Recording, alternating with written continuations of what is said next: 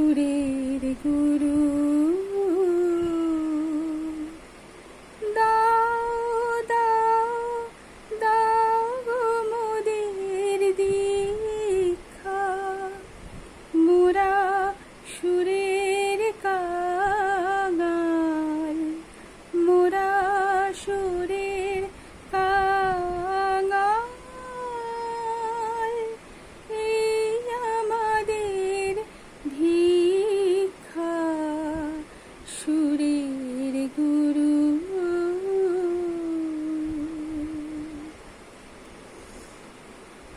একদিকে কবিগুরুর জন্মদিন, আর একদিকে যুদ্ধের দামামা।